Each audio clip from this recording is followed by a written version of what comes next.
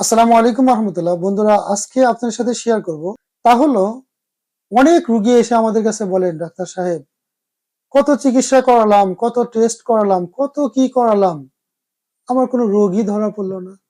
আমার কি সমস্যা হয়েছে এই জিনিসটাই ডাক্তাররা খুঁজে পেল না। কি করি বলেন? এটার কি কোনো হোমিওপ্যাথির সমাধান আছে? দেখেন, হোমিওপ্যাথির মূল থিম হলো রোগী কি ধরনের সমস্যায় ভুগতেছেন, অর্থাৎ লক্ষণ। যে রোগী হাজার টেস্ট করে তার রোগ খুঁজে পাচ্ছে না, রোগ ধরতে পারতেছে না, সেই রোগী আপনি কি মনে করবেন সে কি সুস্থ? না, সুস্থ না। কারণ সে যদি সুস্থই হতো তাহলে টাকা খরচ করে কেউ টেস্ট করতে যেত না।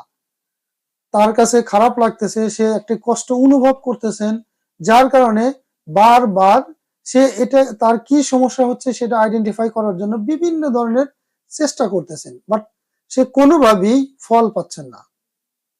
হোমিওপ্যাথিতে যে কাজটি করে সেটা হলো যে রোগী কি ধরনের সমস্যায় ভুগতেছে, অর্থাৎ তার রোগটা কোনো পরীক্ষায় ধরা পড়ুক বা না পড়ুক সেটা মূল বিষয় না।